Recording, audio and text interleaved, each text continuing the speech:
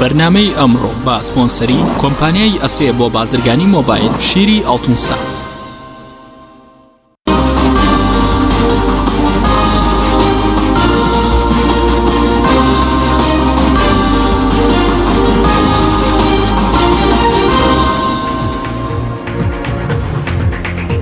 بەراوی خوای گەورە سڵاوتان لەبێت بەڕێزان. مانگێک تێپەڕ دەبێت بە سەربڕیاری پێکێنانی کۆمیتەی ڕێفراندۆم لە کۆبوونەوەکەی نێوان بارزانی و بەشێک لەلایەنە سیاسیەکان، بەڵام تاوەکو ئێستا نەتوانراوە و کۆمیتەیە پێک بهێنرێت. بۆ مەبەستەش ئەمڕۆ هەریەکە لە یەکگرتووی ئیسلامی یەکێتی نیشتیمانی کۆبوونەوە بە میواندارێک لە بەڕێزان پۆڵا سیروان تاڵەبانی یاریدەری سکرتێری گشتی یەکێتی نیشتیمانی، هەروە عومەر عینایەت پەرلەمانتاری کوردستان لە فراکسیۆنی گۆڕان لە ستودیۆی سەرەکی هێروا لە هەولێرەوە سەلیم کۆیی ئەندامی سەرکردایەتی کۆمەڵی ئیسلامی کوردستان باز لە پرسی ڕێفراندۆم و کۆمیتەی ڕێفراندۆم دەکەین. سەرەتا راپۆرتێک دەبین، دواتر لەگەڵ میوانەکانمان درێژە بەم پرسە دەدەین. یەکگرتووی ئیسلامی و یەکێتی نیشتیمانی لە شاری سلێمانی کۆبوونەوە تەوەری سەرەکی کۆبوونەوەکەش ئەنجامدانی ڕیفراندۆم و پرسی کاراکردنەوەی پەرلەمان بوو. سعدی ئەحمەد پیرە ئەندامی مەکتەبی سیاسی یەکێتی ڕایگەیاند دەبێت پێش ئەنجامدانی ڕیفراندۆم پەرلەمان کارا بکرێتەوە و لە ڕووی سیاسیشەوە ڕای وڵاتانی دراوسێ بە هەند وەربگیرێت. ڕێفەرەندۆم بەبوونی پەرلەمان و سەقفێکی یاسایی زۆر بەهێزتر دەبێت لە ڕێفەرەندۆم وەکو هەر بڕیارێکی تریکە لە ڕووی کاتژێڕیەوە بدرێت. مەسەلەی دووەم مەسەلەی چاکردنی موچەی خەڵکەوە گوتم بە ئەندازەیە کە بارودۆخی اقتصادی لە هەرێم بەرەو پێشوە. مەسەلەی سێم مەسەلەی بە هەندوەرگرتنی ڕای گشتی و بە هەندوەرگرتنی ڕای وڵاتانی دەوروبەر چونکە ئێمە لەگەڵ وڵاتانە سنووری هاوبەشمان هەیە. نەتیجەی ڕێفەرەندۆمە و جێبەجێکردنی پێمان وایە بژاردەی شەڕ یا هێز بژاردەی ئێمە نییە. ئێمە نامانەوێت بە هێز و بە شەڕ نەتیجەکەی جێبەجێ بکەین، بەڵکو دەمانەوێت لە ڕێگای دیالۆگ. یەکگرتووی ئیسلامی جەخت لە سەرنجامدانی ڕیفراندۆم بۆ دیاریکردنی چارەنووسی گەلی کورد دەکاتەوە. بۆ مەبەستەش لەسەر بانگێشتی مەسعود بارزانی بەشداری کۆبوونەوەی حوتی تەموزی کرد. هاوکات ئەندامێکی وەفدەکەی یەکگرتووی ئیسلامی ڕایگەیاند حیزبەکەی داوای کاراکردنەوەی پەرلەمان و یەک ڕیزی نێوان لایەنەکان دەکات و پێی وایە نابێت ڕیفراندۆم ببێتە بابەتی مزایدەی سیاسی و لایەنێک بیسەپێنێت بەسەر لایەنەکانی تردا. وەکو مافێکی ڕاوی میلەتەکەمان قەنەعەتمان پێی بۆ لە ڕابردووشان ڕامانگەیاندووە نابێ بکرێتە مادەیەکی مزایدە یا بکرێتە منطقەیەک لایەک هێزێک فەرزی بکات بەسەر ئەوانی کە ئەمە هەڵەیەکی گەورەیە و ئەمە پەرچەکرداری لێ دروزە بێت. خاڵێکی تری گرنگ ئەوەیە کە ئێمە تا یەک ڕێزی نیشتیمانیمان نەبێت تا لایەنە سیاسەکان پێکەوە تەوانە بن ئەم پرسە گرنگە نا وڵاتانی دەوروبەرمان لە وڵاتانی دەرەوە پشتیوانی لێەکەن نە خەڵکی خۆشمان بەدڵی گەرمەوە و سەرکەوتوو نابێت. یەکێتی نیشتیمانی و یەکگرتووی ئیسلامی لە کۆبوونەوەی حوتی تەموزدا لەگەڵ بارزانی و لایەنەکانی تر بڕیاریاندا ڕۆژی 29/5 بۆ ئەنجامدانی ڕیفراندۆم دیاری بکەن و پەرلەمان کارا بکەنەوە و کۆمیتەیەکیش بۆ ئەنجامدانی ڕیفراندۆم پێک بهێنن. بەڵام بۆ مانگێک تێپەڕ دەبێت بەسەر ئەو بڕیارانەدا نا پەرلەمان کاراکراوەتەوە و نا کۆمیتەکەش پێکهێنراوە. ئێستا یەکێتی و یەکگرتوو لە هەڵوێستەکانی کۆمەڵی ئیسلامی و بزوتنەوەی گۆڕان نزیک بوونەتەوە و ترسیان لە سەر نەکەوتنی ڕیفراندۆم هەیە. هەر بۆیە پێشبینی دەکرێت ڕیفراندۆم لە 25 ئەیلولدا ئەنجام نەدرێت. ئیحسان سایبر، کەناڵی ئاسمانی پەیام، سلێمانی.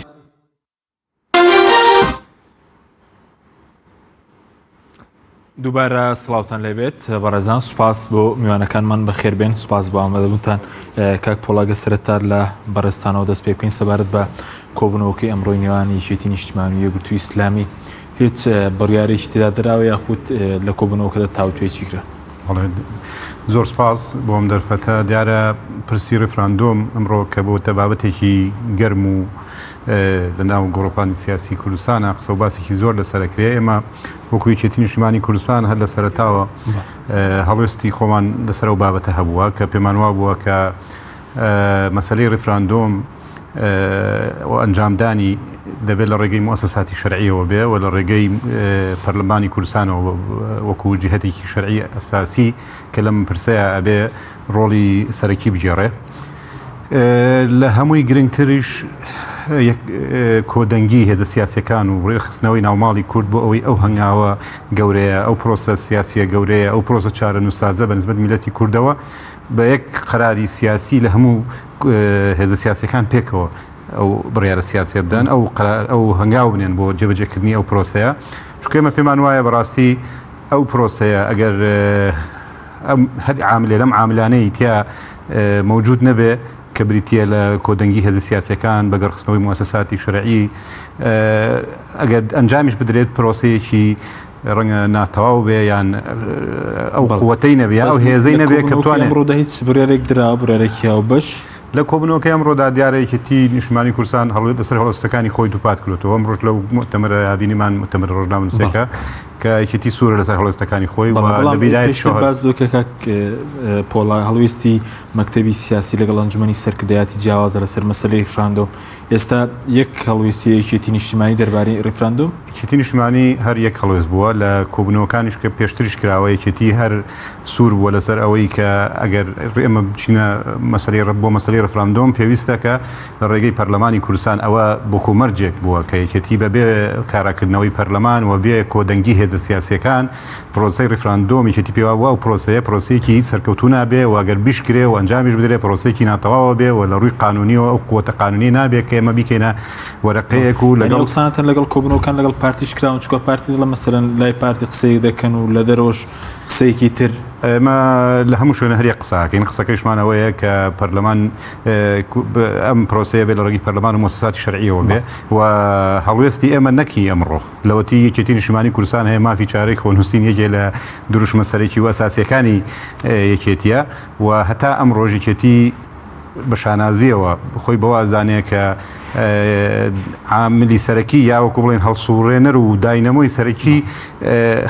خەباتی خەڵکی کوردستانە بۆ بەدەستهێنانی مافی چاری خۆنووسین و مافی سربەخۆیی کە مافێکی ئاسایی و قانونی و هەموو شتێکی خەڵکی کوردستانە و هیچ لایەنێک بەڕاستی ئەو مزایدە لە سەرکێتی نەکا یەکێتی یەک مووقیفە یەک هەڵوێستا و لە بیدایەت شۆ هەر پێی وا بووە کە ئەم پرۆسەیە دەبێت لە ڕێی پەرلەمانی کوردستانەوە بێ و دەبێت کۆدەنگی هێزە سیاسیەکانی لەسەر بێ و پێویستە هەمومان بێکەوە شان بینە بەرە مەسئولیت. سپاس دەکەم کامەرجە ناویشت بە خێر بێت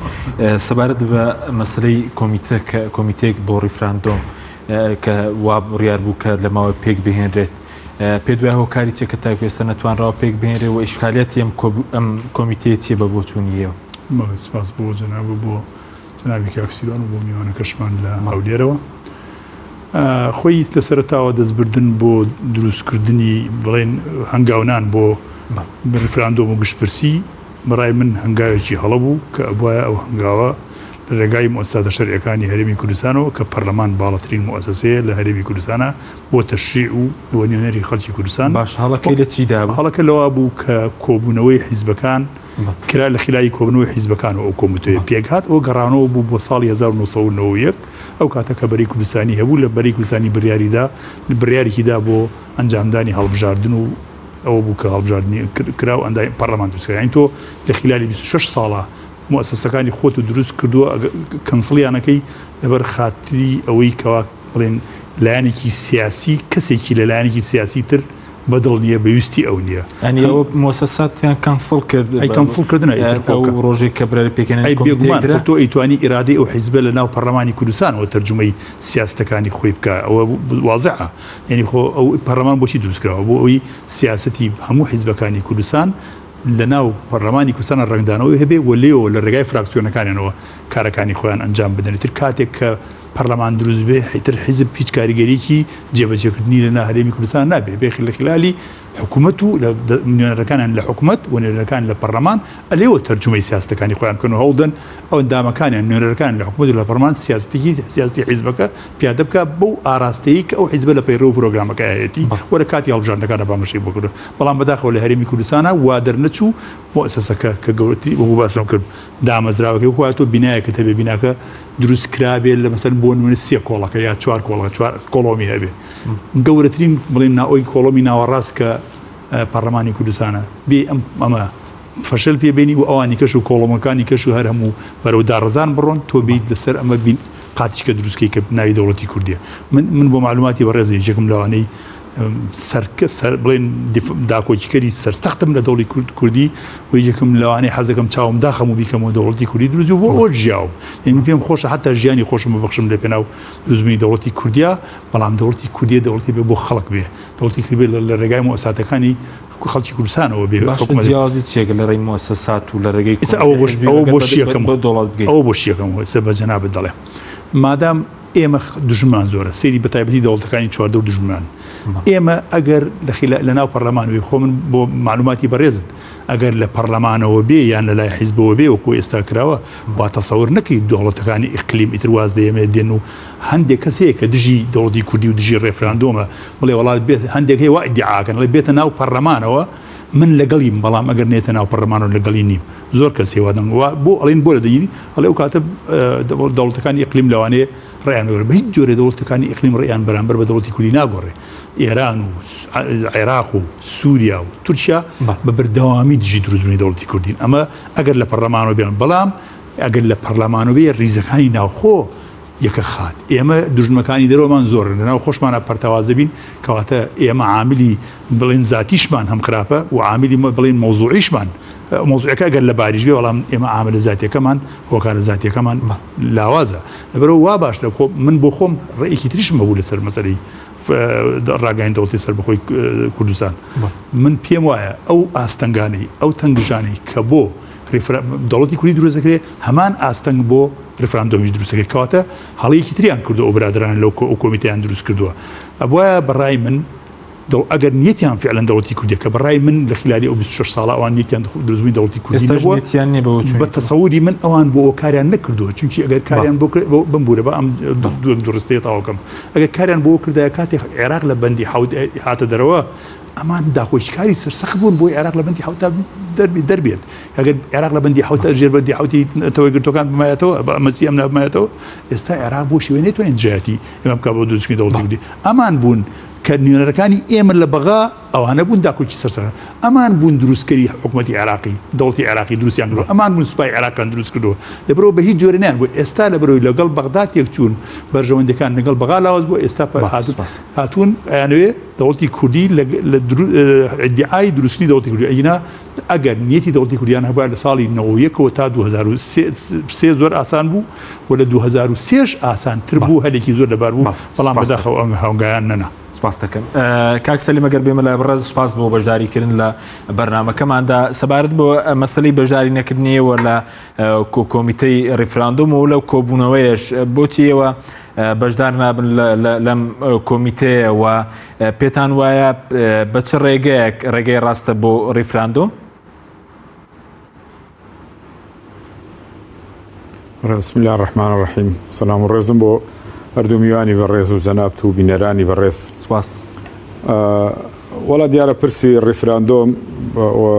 ماوەی مانجێکە زۆر قسەی لەسەر دەکرێت و زیاتری شەڕ دەگرێت لەبەرەوە پەلەپەلی زۆر پێوە کرا و ئەو کۆبوونەوەی حیزبەکانی من لە ڕابردووە کۆمەڵە کۆبوونەوە کرا باز لە چارەسەری گرفتەکانی هەرێمی کوردستان دەکرا و پرسی ڕێفراندۆم یەکسەر هاتە بەر باس و بڕیاری بۆدرا پێم وایە پەلەپەلی زۆر پێوە دیار بوو لەوەی کە کاتەکەی دیاری بکرێ یانی هەموو لایەنەکان گرفتیان لەسەر کاتەکە قسەی لەسەرکردانە شتەکانی کە ئامادە کرابوو بێ ئەوەی بیر لەوە بکرێتەوە زەمینە سازی هەیە دەکرێت ناکرێت دەبواە لایەنە سیاسیەکان قسە لەسەرەوە بکرای ئایا چۆنی بکەین و دەکرێتەوە ئێمە ئەو مەترسیانەی کە هەیە لە ناو لە دەرەوە دەکرێت بیرڕەوێنینەوە دەکرێت چارەسەری بکەین قسە لەسەرەوە بکرایە ئەمجا کاتەکەی دیاری بکرایە ئێمە پێم وا بۆ ئەوە حالەتێکی تەندروست بوو بۆ خۆمان و بۆ دەرەوەی خۆمان ئێستا هەموو وڵاتانی شەمووی تووشی نەخێر بوون بەرامبەر بەو پرسەکە لە ناکاوە هاتوۆتە مەیدانەوە و لە ناو خۆشمانە دیارە دابەش بووە بەوەی کە بە نەخێر و بەبەڵێ بە نەخێر بە معنای ئەوەی کە ئێمە پێمان وایە ئەو ڕێگە و شوێنانەی کە بگرێتە بەرەمە پرسێکی گەورە و نەتەوەییە و ئەگەر ئێمە بڕیاری لەسەر بدەین نابێت تەراجوعی تیا بکەین و دەبێت زەمینی سازی بۆ بکەین کە ئێمە بەرگری هەموو ئەو فشار و قەیرانانە بکەین کە لە دوای ڕێفراندۆم دێتە پێشەوە ئایا ئێمە هەموو ئەو کاتە وەک یەکشانی دەدەینە بەرێ یان وەک یەک تەحمولی قەیرانەکان دەکەین یانەوەتە بە فیعلی قەیرانەکان ڕوو لە خەڵکێک دەکا و ڕوولەوەکەی کە ناکە ینی وەکو ئێستا لە هەرێمی کوردستانە ئەو وەزع بەردەوامە لە 92 تاکو ئێستا. بۆیە من پێم وایە ئەوە پرسێکی گەورە بوو و ئێستاش دەکرێت دیراسی لەسەر بکرێت زمینە سازیەکان یعنی ئەگەر لەو کاتەش نەبێ ئەم زمینە سازیانە چار بووە بەرچاوی خەڵک ڕوون بکرێتەوە مەخافەتی خەڵک ئێستا زۆرە ئێمە گە نەماتوانێت ئیدارەی هەرێمی کوردستان بەو شێوەی کە لە ڕابردووە دراوە نەتوانین چاچی بکەین چۆن دەتوانین دەوڵەتی سربەخۆ کە کۆمەڵی قەیرانیش تەراکوم دەکات لەگەڵیا ئێمە بەرگری بکەین یان خەڵک بەرگری ئەوە بکە ئێمە دەبێت ئەوە بە تایبەتی بەرچاوی خەڵک ڕوون بکەین سیستەمی حکومڕانیەکە بۆ داهات و چۆن دەبێت و ئەو قەیرانانە ئێمە چارەسەر بکەین و ئاشتەوایەکی نیشتیمانی ینی بەبێ هیچ گرفتێک بەبێ هیچ شەرت و مەرجێکەوە چا بکرێ ینی ئێمە لەو لای ئەوە هەموو قەیرانەکان بڵێن قەیرانێک کە دروست بێ کە مەسەلەی ڕیفراندۆم و ئەو قەیرانانەی بۆی دروست دەبێ ئەو لایەنانەش وە خەڵکی شانی بداتە بەرێ چۆنی شان بداتە بەرێ ئێمە نەزانێت کە ئەو سەرمان لێ دیار نەبێەوە بڕیارێکی بۆ نەدرێ کە ئێمە ئایا زمینە لەبارە لەبار نییەوە ئێمە ئەگەر بۆ پێشاتانی کە ڕوو لە هەرێمی کوردستان دەکا دەتوانین چارەسەری بکەین هەموو وڵاتانی کە دۆستن کە هاوپەیمان بوون لەگەڵ یارمەتیان داوین لە نەوەتویەکەوە تا ئێستا ئەوە بۆ هەڵوێستیان بەنسبەت ئێمەوە گرینگە ینی دەبووە پێش بڕیارەکە ئێمە هەڵوێستیوانمان بزانی بە بۆی تووشینە خێریوان نەبووینە وڵاتانی دراوسێش کە هەندێک بە دوژمن پێم وانییە دوژمن بەڵام حەز ناکەن لەبەرەوە بەشێک لە کوردستانەکان لە پەیوەندی بەوانەوەی ئەگەر بەرچاویان ڕوون کرێتەوە ئەگەر پێیان خۆش بوو زۆر باشەوەگە پێشیان ناخۆش بوو ئەو کاتە ئێمە لەسەر حەقین و دیفاع لەو حەقی خۆمانەکەین بەڵام ئەو بڕیارانە ئەو دەنگەی لە ناو هەرێمی کوردستان هەیە لەگەڵ عێراقایە لەگە وڵاتانی دراوسێ و لەگە وڵاتانی هاوپەیمانانی کە دۆستی ئێمە بووین ئێستا هەمووی بریتە لە نەخێریانی ئەم هەرێمی کوردستانە بەم هەموو نەخێرە ڕیفراندۆم چۆن دەکا ڕیفراندۆمیش بکە ئەگەر بریتی نەبێت لەسەر بەخۆی هەرێمی کوردستان کەواتە ئەو کاتە ئێمە فەشەل بە ڕیفراندۆم دێنین و فەشەل بە دەنجی خەڵک دێنین مەحالەتیش خراپە تووشی هەرێمی کوردستان و ناوخۆی هەرێمی کوردستان دەبێت زۆر باشە بەس سەبارەت بە کۆمیتەکە کە ئێوە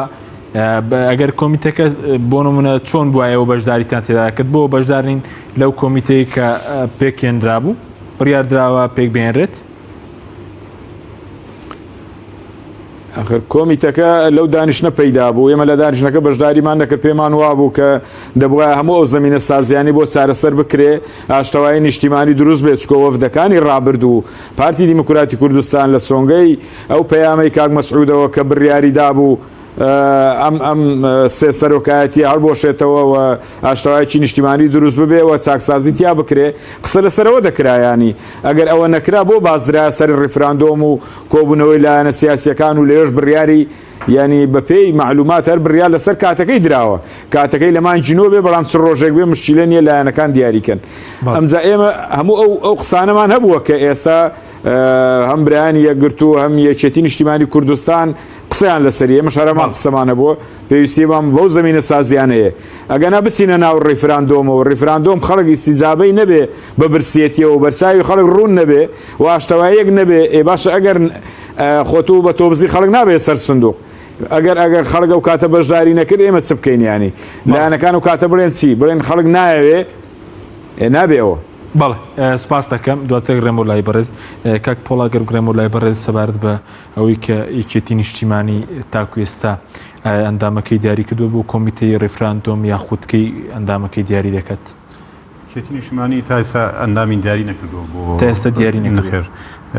بڕیارە لە کۆبوونەوەی مەکتەبی سیاسیە ئەو مەسەلەیە تاوتێ بکرێەوە بڕیاری لێ بدرێ دیارە هەر وەکو وتمان پێشتر کۆمەڵێ پرس هەیە ینی پێش مەسەلەی ڕیفراندۆمی کێتی پێی وایە ئەبێ و پرسانە زیاتر قسەی لەسەر بکرێ و زیاتر گفتوگۆ بکرێ پرسی ئەوەی کە هەموو لایەنەکان بێنە ناو مەسەلەی کارکردن بۆ مەسەلەی ڕیفراندۆم و پێکەوە هەموو لایەنە سیاسەکان و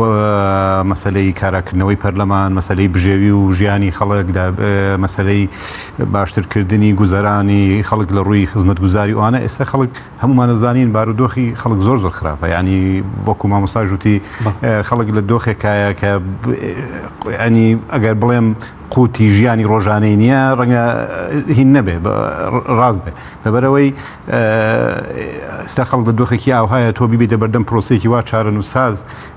سەرڕای ئەوەی کە دۆخی خەڵکشاوە خراپە نێوانی لایەنە سیاسیەکان و پرۆسی سیاسی لە هەرێمی کوردستانە پەکی کەوتووە و حکوومەتی هەرێمی کوردستان وەکو پێویست کارەکانی خۆی ناکەوە بەشێک لە حکوومەت نێراوەتە ماڵەوە پەرلەمان دەرگای داخراوە لایەنە سیاسیەکان هەمووی هەرێکی بیر و بۆچوونێکی جیاوازی هەیە یعنی کۆنەک کراونەتەوە هەموو لایەنەکان لەسەر مێزی گفتوگۆ پێکەوە بڕیارێکی پێکەوە هەموو بڕیارەکان بن و پێکەوە هەنگاو بنێن بۆ ئەو مەسەلەیە وەکو وتمان پێشتر کە هەمووشان بەرەمبەر ئەو مەسەلەیە بۆی هەمووی لی بەرپرس بێ لە مستەقبەلا ینی ئەم پرۆسەیە ئەگەر بکرێ و سەرکەوتو نەبێ و یان شکست بێنێ بەو شێوەیە کە باش بەزەندێک کە بەڕێز داگداربی کەیکێتی نیشتمان نوێنەرەکەی دیاریکە چ کاتێک بۆنەوەە کات نازانم بەڵام بڕیارە لە کوبن سیاسە نەک مەکتەبی سیاسی کۆ بێتەوە بۆی نوێنەر دیاریکە مەکتەبی سیاسی تاوتێ و مەسەلە ئاکاکە ئایا نوێنەر دیاریکەن بۆ ئەو کۆمیتەیە یان نا بەڵام وەکو ئەم ڕۆژ بیستمان لەو کۆبنەوەی کە کرا لە نێوانێتی و برادرانی یەکگرتووای چێتی پێی وایە کە پێش ئەوەی کە هەنگاو بنرێ هەنگاو عملیەکانی مەسەلەی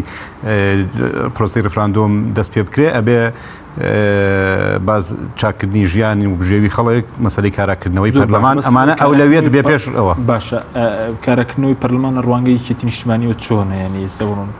کاراکردنەوەی پەرلەمانی کێتی نیشتمانی کوردستان پێی وایە ئەبێ تەوافقێک هەبێ لەسەر ئەوەی هەموو لایەنەکان پێکەوە شێوازێ بدۆزرێتەوە بۆ ئەوەی کە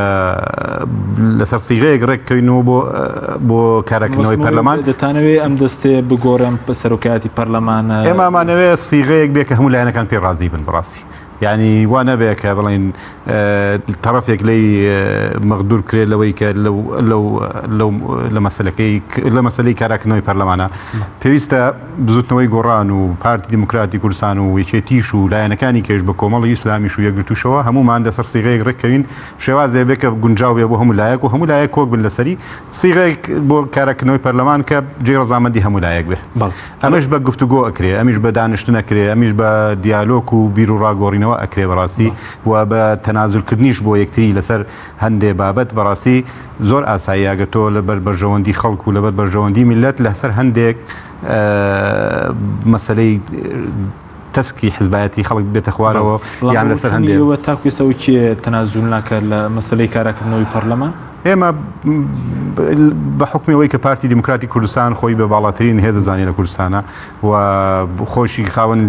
زیاترین کورسیە لە پەرلەمانە و ئەویش بوو بەهۆی ئەوەی کە پەرلەمان داخرێ و ئەویش بوو بەهۆی ئەوەی کە وەزیرەکان بنێنە ماڵەوە یان توانین بڵێن هەر ئەویش بوو بەهۆی پەکخستنی پرۆسی سیاسی لە هەرێمی کوردستانە هەرەویشە تەنازول ناکەیان لایەنەکانی تر ئەبێ پارتی دیموکراتی کوردستان وەکو لایەنێکی سەرەکی کە مسەبیبی ڕئیسی ئەو دۆخەیە ئەو لە کۆمەڵێ بابەتە تەنازول بکە و بێتە خوارەوە لە هەند ئەوەی کە کوردەواری پێیاڵێ لەسەر هەندێک مەسەلەی خۆی چوە بەهی ناونایەتە خوارەوە بێتە خوارەوە و لەگەڵ بزوتنەوەی گۆڕانیش بەڕاستی ئەوانیش بێنە پێشەوە بە شێوازێک کە ڕەنگە ئەگەر ئینسان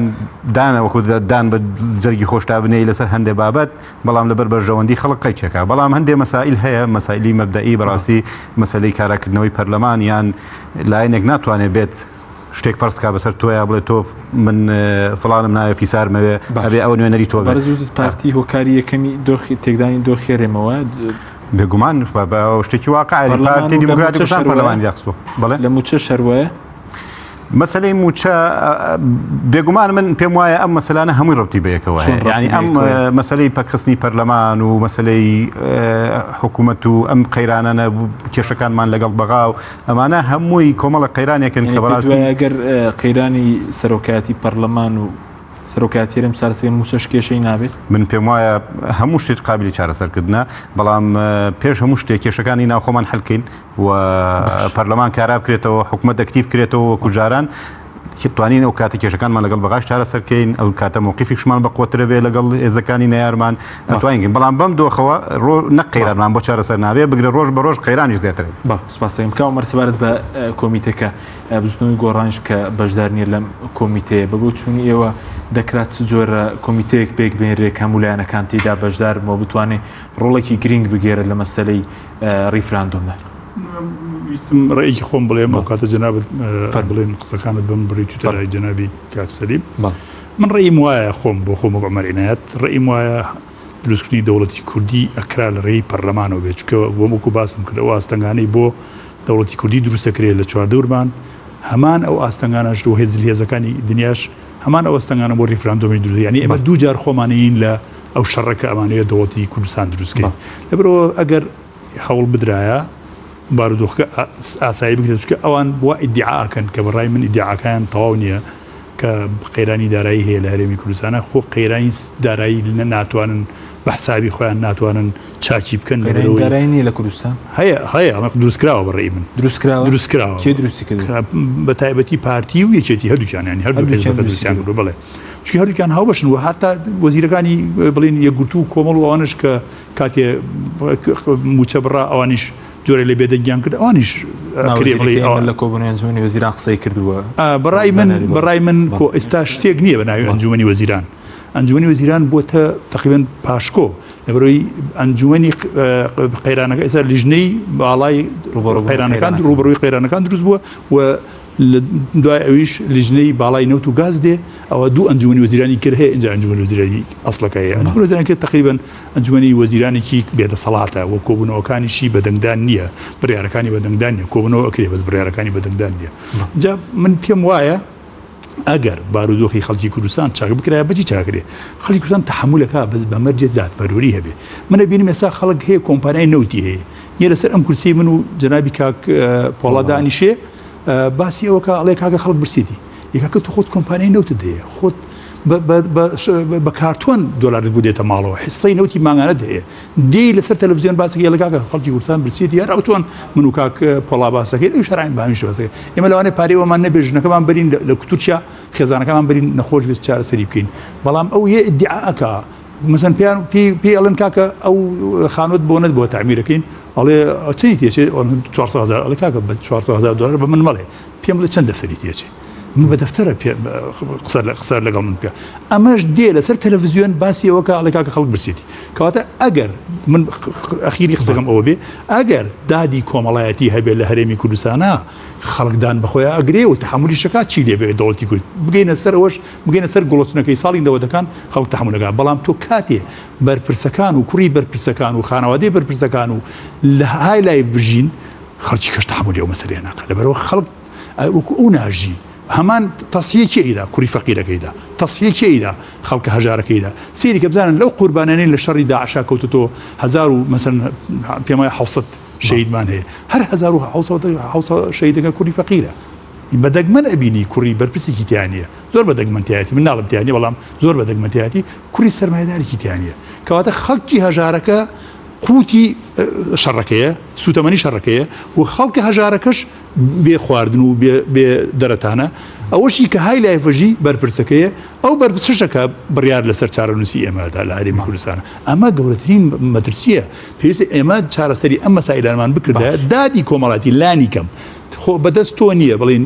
دوشت بەدەستە دادی کۆمەڵایەتی ئەتوانی پیادە بکەی و ئەو گرفتە سیاسیش کە لە هەمێری کوردستانە خۆ دەسەڵاتی خۆتانە ئەتوان حیزبەکان کۆبنەوە ئەم خەبیان زۆر سەریان ساردە تۆ تەسەور کە 5 حیزبی سیاسی هەیە کە زۆر بڵین 5 حیزب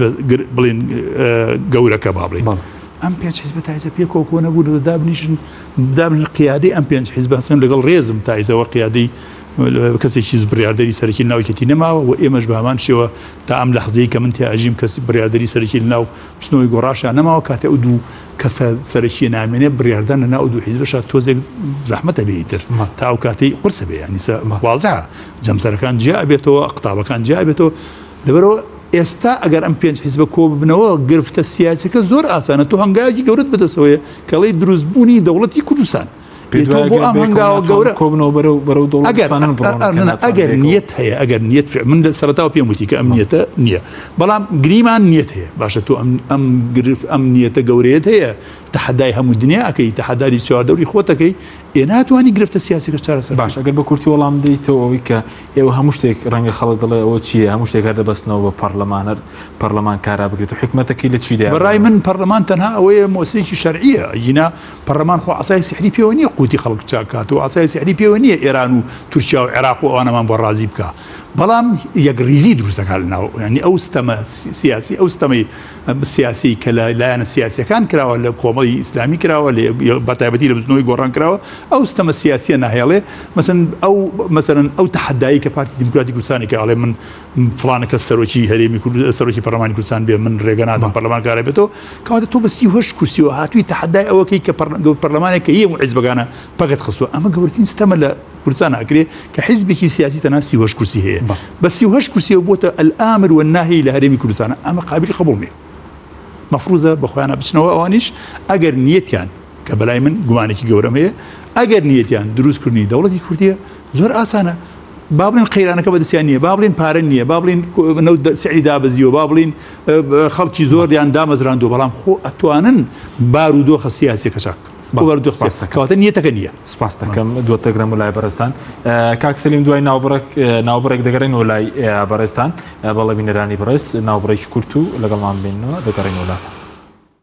بەرنامەی ئەمڕۆ با سپۆنسەری کۆمپانیای ئەسێ بۆ بازرگانی مۆبایل شیری ئەڵتونسا.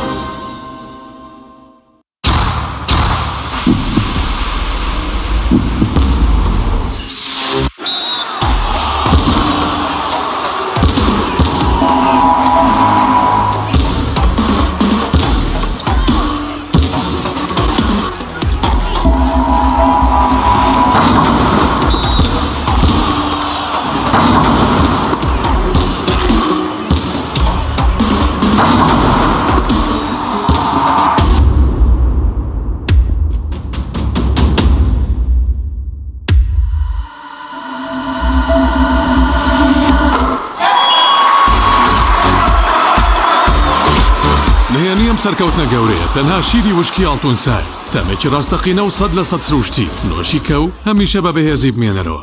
نوێترین ئۆفەر لە کۆمپانیای ئەسێەوە ئێستا مۆبایلی زیرەکی ئەسێ Q5S 4G LTE کە بە فینگرپرینت کار دەکات بە قستی مانگانەی تەنها 59,000 پێشەکی و مانگی تەنها 14,000 دینار. نوێترین مۆبایلی زیرەک و پێشکەوت و بە نزمترین نرخ بۆ تۆی خۆشەویست ئەسێ Q5S 4G LTE.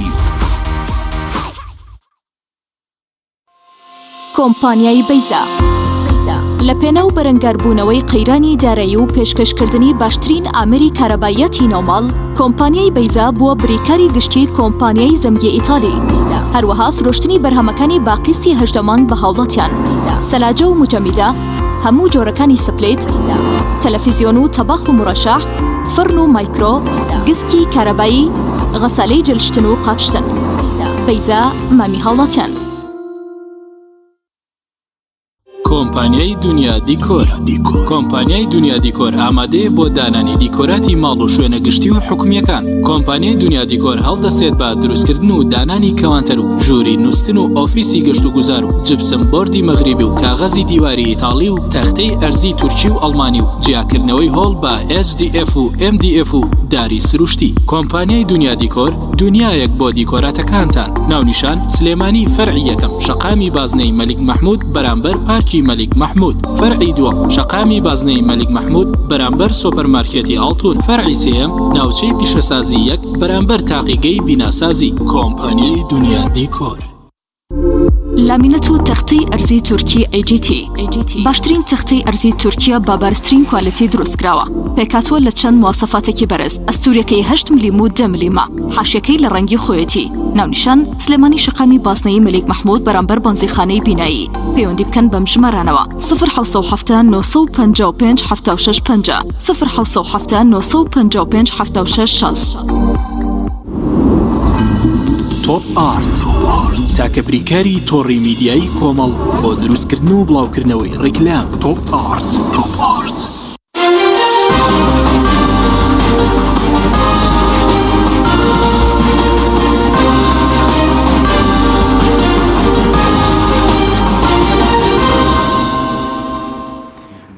دووبارە سڵاوتان لێبێت بەڕێزان. کاک سەلیم ئەگەر بگرێمەوە لای بەڕێزتان سەبارەت بەوەی کە بەڕێز وتت ئەم پرۆسەیە پەلەپەلی تیاکراوە پەلەپەلەکەی لە چیدا یاخو زۆر جار یعنی ئێستا لایەنەکان بەشێکیان دەڵێن ئێستا زەمینە لەبار نییە بەشێکیان دەڵێن زەمینە لەبارە ڕەنگە لە بەرامەشدا بۆ وترەی کەی زەمینە لەبارە بۆ مەسەلەی ڕیفراندۆم لە کوردستان.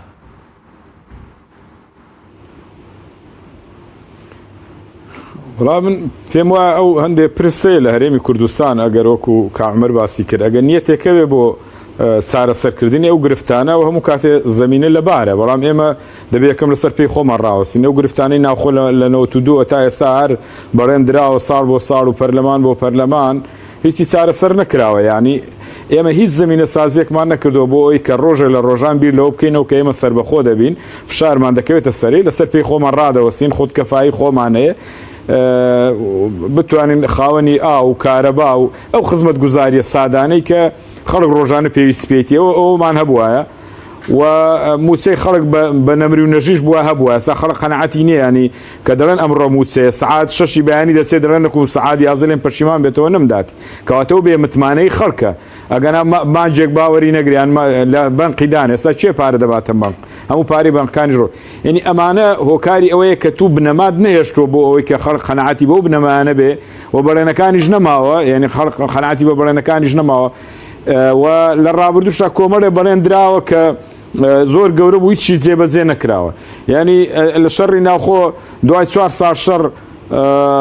هەردوو لاان وتیان ئەگەر محکەمە بکرێ مەخوا ئێمە بەرین و ئێمە بڕیاری شەڕمان نەداوە و خەڵکە بەخۆی بە شەڕاتوو ئێسمێن ئەگەر بۆ ڕیفراندۆم سەربەخۆیش تووشی ئەم نەهامەتیە بین بڵێن وڵا خەڵکە بەخۆی بەڵێ بۆ ڕیفراندۆم کردو خەڵک هەتا لەوەش دەترسێ کەواتە ئەو پێویستی بە دیراسەیەکە ئێمە مەخافەتەکانی دەرەوەی خۆمان و بتوانین چۆن بەرگری بکەین و چۆن ڕێگری لەوانە بکەین کە ئێمە ئایا دەتوانین بیکەین ئەو کاتە بڕیاری کاتەکەمان بۆ دەدا بڕیاری ئێمە ئەو پرسانە پەیوەندی بەوە نییە لایەنێک بڕیاری وابێ قەنەعەتی وابێ پێی وابێ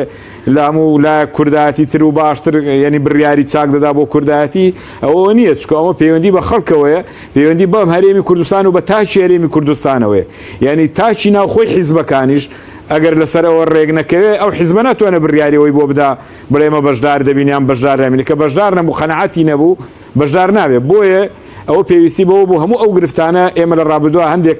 شتی سەرەتایەوە چارەسەر بکەین و دیراسەیەکی ئەوش بکرێ بەڕاستی زۆر بەلەباری بەبێ ئیعلام دیراسە بکرایەوە بە خەڵکی ئەکادمی دیراسە بکرایە ئێمە دەتوانین و ئەگە ناتوانین بۆ ناتوانین ئیدارەی ناوخۆمان گرفتمان هەیە خودکەفاییمان نییە موچەمان نییە خۆ بەلای کەمەوە دەبێت بتوانین سەدام حوسێن 8 ساڵ توانی ئیدامەی شەڕ بدا ئێمە بتوانین ساڵێک ئیدامەی ناوخۆمان بدەین ینی گرفتمان بۆ دروست نەبێ نەک بە ڕووبار بگیرێتەوە گرفتمان بۆ دروست بێ خۆ ئێمە کۆمەڵە سەدا بوو بۆ خۆمان نەمانێشتۆ بکرێت کە ئێستا کارتێکی فشاری بەهێز بوو بەدەستمانەوە بەلایەنی سیاسیش بڕیار درراوە کە کاکە نابێ بەنداوانە بکرێەوە نابێ بکرێەوە نابێ بکرێ کە ئێستا ئەوە بەنداومان لێ دەگیرێتەوە کوردستان هەراسان دەبێ بۆیە ئەمانە یعنی هەندێک شتێ ئەگەر نیەتەکان هەیە بە ئەو ئیرادەیە هەیە بکرێت دەبێت ئەوانە چارەسەر بکرێت خۆ ئەوانە هیچ پەیوەندی بە دەرێەوە نییە پەیوەندی بە ناو خۆمانەوەی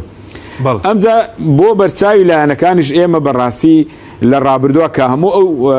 ئاستەنگ و تەگەرانە خراوەتە بەر پرۆسەی سیاسی ئەوە چ پێویست بە پرس دەکا یعنی چۆن کاک مەسعود پەیامی بەڵاو کردەوە هەرسێک چارەسەر بکرێ ناکاکە با پەرلەمان چارەسەر بکرێ بگەڕێتەوە جێی خۆی وەزیرەکان بگەڕێتەوە جێی خۆی و ئێمە داوای لێبوردنیش لەو خەڵکە بکەن کە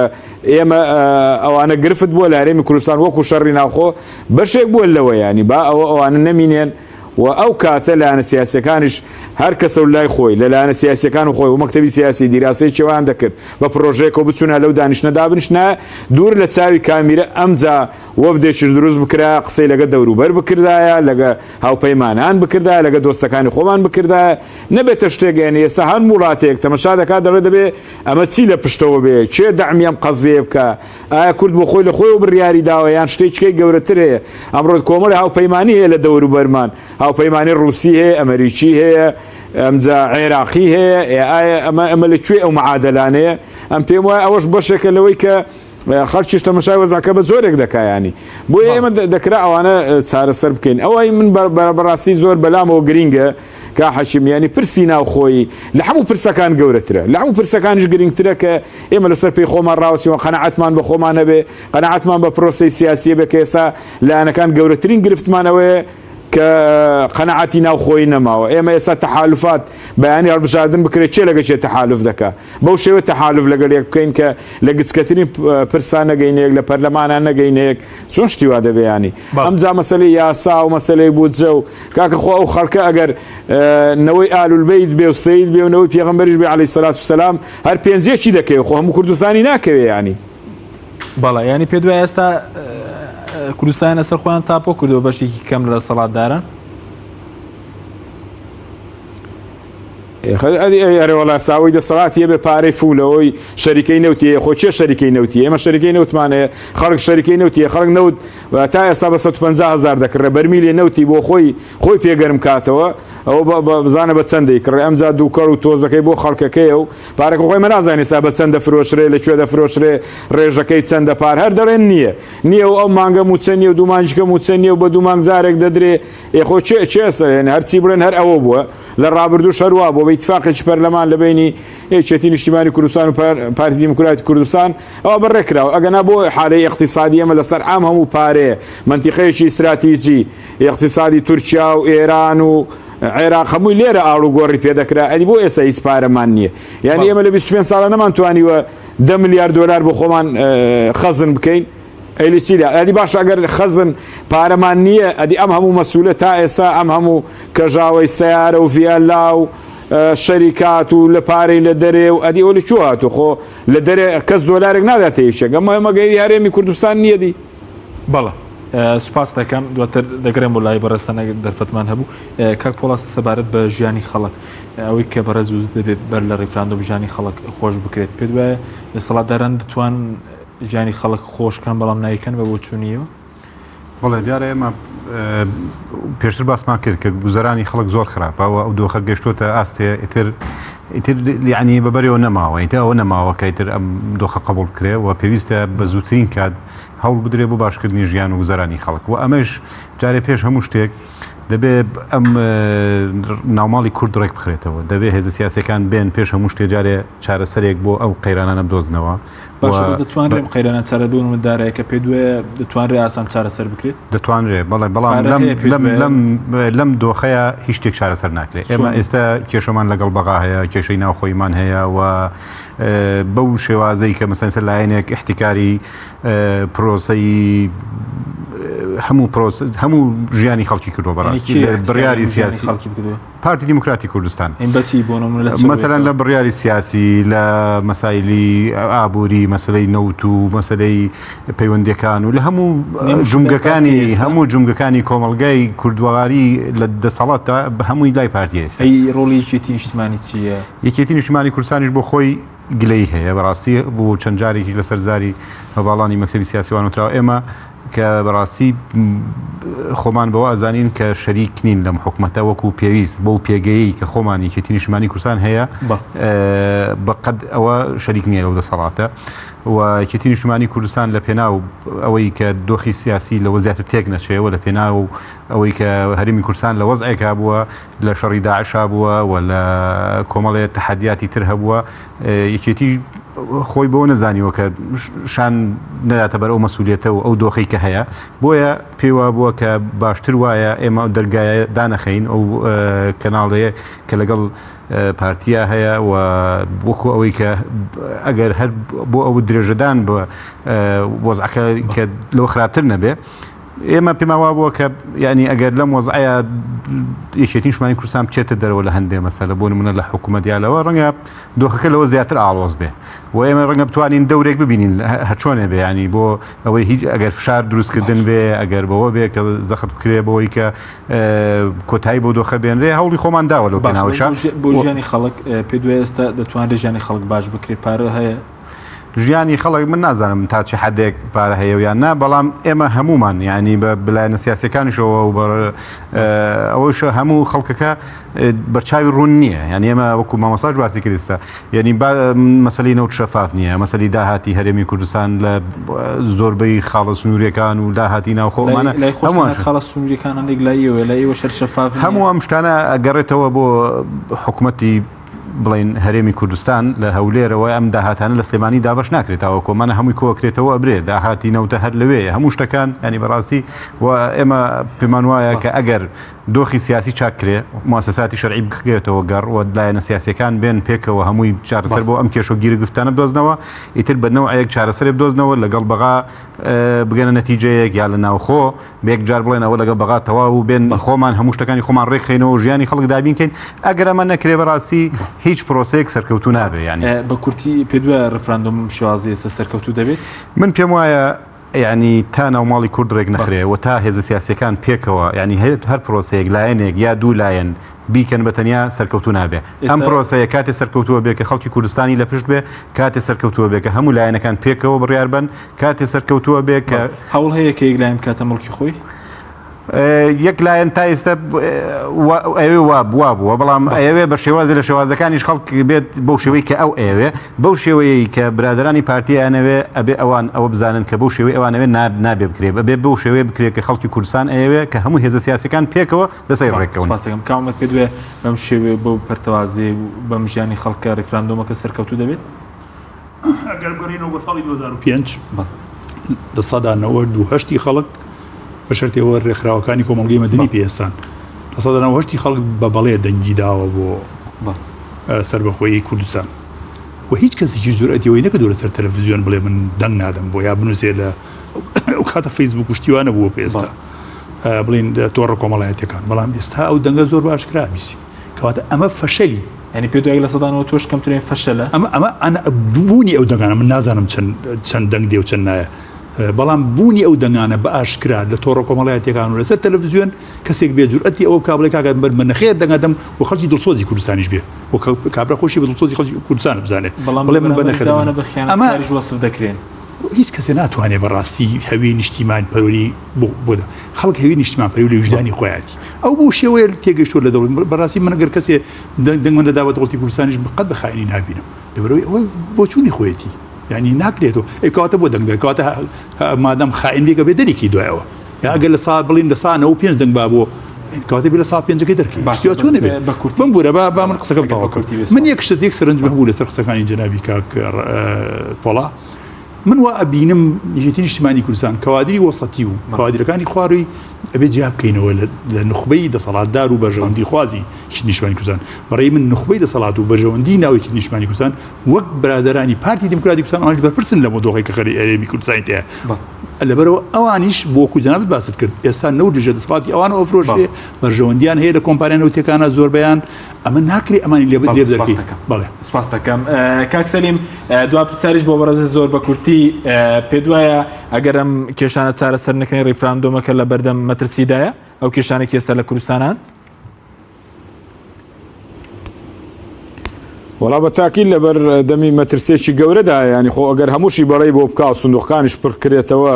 بە بەڵێ دوایی نەتیجەکەی چ دەبێت چکە لەسەر دیراسەیەک نەبووە حیسابی یاسایی و پەرلەمان و UN و عێراق و هەموو ئەوانەی بۆ نەکراوە خۆ تۆ ئەگەر بە شتێک هەر بڵێ یاسایی نەبێ و خوێندنەوەی بۆ نەکرێەوە لە دەرەوە ئیستیجابە نەبێ بە تایبەتی UN سەرافەتی نەکا ئەو شتێک دەبێت نەتیجەیەکی نابێ ینی ئۆکو ڕووی یاسایی و نێودەوڵەتی هەرەوەندە دەڵێن کورد بەڵێ هەمووی بەڵێ کردووە ئەنجاو ئێستا جوابەکە دیارەکە هەمووی بەڵێ دەکا بەڵام ئێمە نامانێت شتێک بەڵێ بۆ بکەین بەڵام نەتیجەکەی نەبێ یان خۆمان ئامادە نەکرد بێ یان نتوانین چاکسازی بکەین و خەڵک بەشداری پەرلەمانی نەدەکرد ینی هەموو حیزبەکان ماوەی یەکمان گەرمیان دەکرد بە ئیعلامەوانە ئەنجا خەڵک نەداتە سەر سندوقەوە ڕێژەی نەدەگەیشتە 170 نەدەگەیشتە 160 یعنی ئەمە هەموو لایەنگری حیزبەکانیش بوو ئایا بۆ ڕێفراندۆمیش بەڵێ سپاسەکەی کاومەریان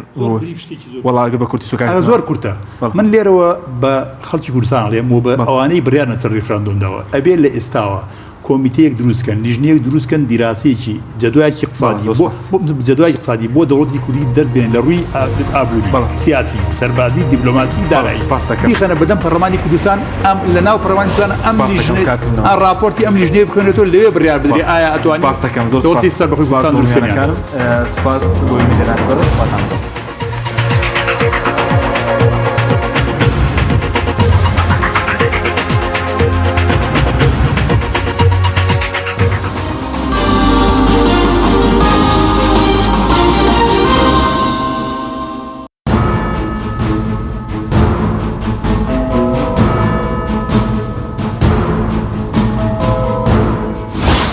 لەم بەرنامەیە قسە لەسەر ئەوە دەکەین کە یاسا و دام و دەستگا سزایی و قانونیەکان لە هەرێمی کوردستاندا چەندە مافی ئێمەیان پاراستونە لە ناو دنیای نوێ و پێشکەوتووی تەکنەلۆژیادا. گۆڕەکان زۆر لە ئیرادەی وەزیر و وەزارەت گەورەتر بۆ ئەمان یاساکە باسی نەکردو کە بەنسبەت ئەمان شەو زەرفی مشدەد بێگەن تاوانێکیان ئەنجامدا. تاوان ئەلکترۆنیەکان چین؟ بەڕاستی شتێک هەیە پێوترێ ئیرهابی ئەلکترۆنی، ئەمە یاساکە باسی نەکردو. سوڵتە و دەسەڵات و تەنزیمی ئیداریش بە هەمان شێوە لە فەراغێکایە کە بە هیچ بە هەندی وەرنەگرتووە.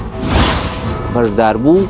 ئەبێ سیمکارتەکە بە ناوی خۆی بێواتە خاوەنەکەی دیاریکراو بێت. ئێمە لە سفرەوە دەستمان پێکرد، بەڵام ئێستا گەر تەماشا بکەی بە بێحەد بەکارهێنەری هەیە. سێ تۆڕی مۆبایل لە عێراق خەڕێ پێدراوە، هیچیان لە هەرێمی کوردستانە نەباجەدن نەمۆڵەتیان هەیە.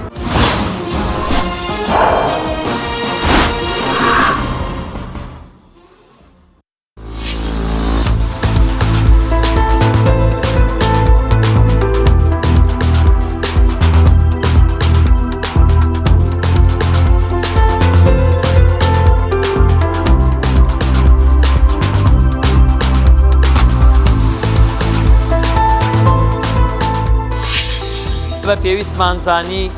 سەردانی یەکێک لە کارگەکانی کوردستان بکەین، ئەویش کارگەی دروستکردن و بەرهەمێنانی برنج. حکومەت دەبێت خۆی هاوکاری خەڵک بکە، هاوکاری ئەو کەسانی کە بکە کە بیرۆکەی معمەلیان هەیە. بێ خەڵک این کە تەجزیع کە بچێ معمەل بێنێ بە سەڵتوچی بێنێ لە وڵاتەکەی خۆیان کڕێیکە، هەم چەنەها گەنج هەیە بێکارە بێ ئیشە تۆ تەعینیەکەی. پێمەم چاڵتوکە لە رووسیایی کڕین چاڵتوکی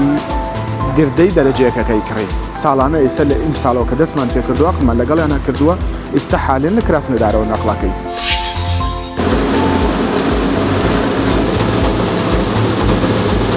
دوای کۆتایی هێنانی پاکردن و کڕەکردن و بڵین بژارکردنی دوو جێگەمان هەیە بۆ تابیەکردن، یەکیان 5 کیلۆ و 10 کیلۆکەیە ئەم جیازەیانە.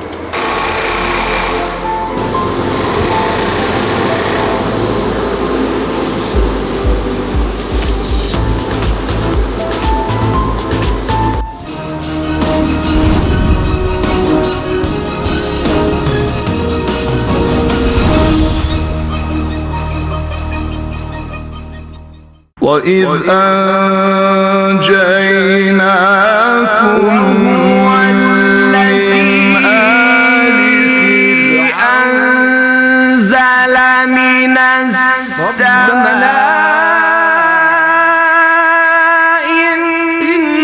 إنك أنت الذين يقيمون ئاهەنگی ئاوازی زێڕین کە تایبەتە بە دەنگخۆشی و جوان خوێندنەوەی قورئانی پیرۆز بە شێوەی تیلاوە. لەم ئاهەنگەدا چەند قورئان خوێنێکی شارەزا و دەنگخۆشی شارە جیاوازەکانی هەرێمی کوردستان جۆش و خرۆشی ئاوازی کوردانە تێکەڵ بە پیرۆزیەکانی ئاسمان دەکەن. بسم الله الرحمن الرحيم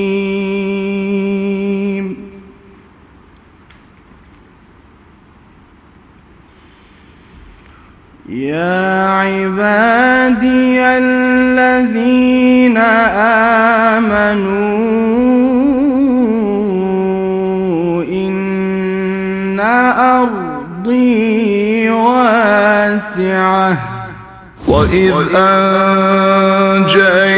أنجيناكم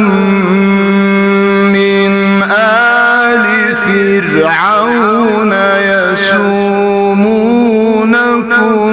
سوء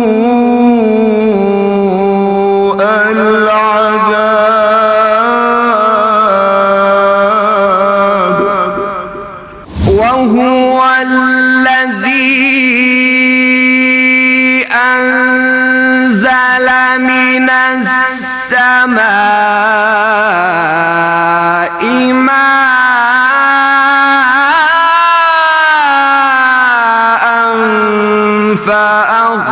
فأخرجنا به نبات كل شيء ربنا